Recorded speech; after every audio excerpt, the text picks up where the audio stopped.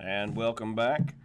We're going over subsection 2.2 right now.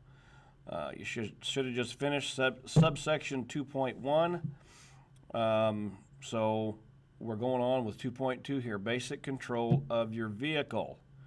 To drive a vehicle safely, you must be able to do control it. The four things that are next to the bullet points here: accelerating, steering, stopping, backing safely. Starting off with 2.2.1, accelerating. Do not roll back when you start. Make yourself very familiar with all this stuff. Steering, of course, very, very important. Stopping, you've got to be able to stop a vehicle. You have to know something about stopping a vehicle. So,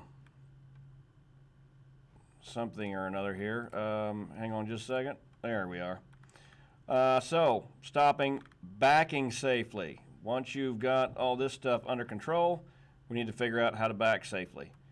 Very important part of this is always have line of sight best you can. And this last one is very important. Always use a helper whenever possible. All right, so then you've got these here sort of starting off telling you what you need to do. These down here kind of go into it a little bit more in depth, letting you know how to do this stuff.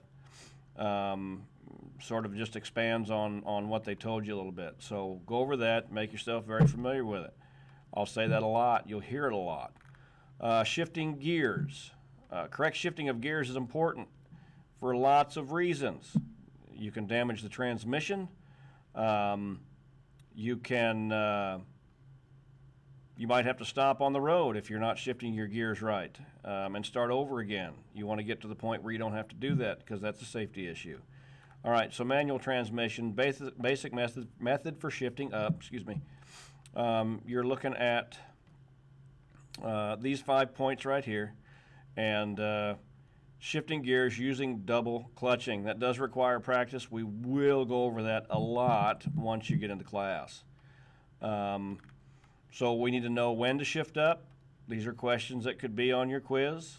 There's two things that you'll need: engine speed and road speed. That's what you're looking at. That would be the answer if the question were to ask, how do you know when to shift up? Basic procedures for shifting down.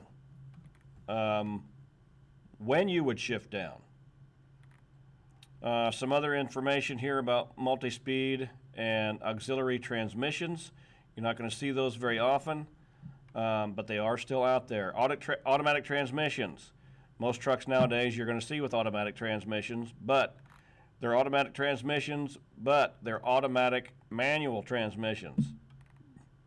So it still goes through all of this stuff.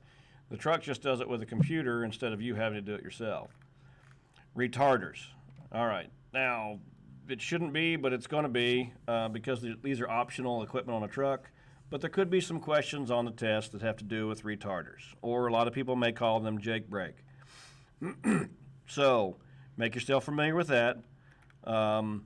This is subsections 2.2 and 2.3. Test your knowledge. Again, go through the gray box. Make sure you can answer all these questions without having to scroll back and look. Once you can, then you can move on. Then you've gotten everything out of this small section that you need to remember to make it easier to take your test. We are going to leave it at that. Subsections 2.2 and 2.3, and we're going to go on to 2.4 in the next video. So we'll see you then.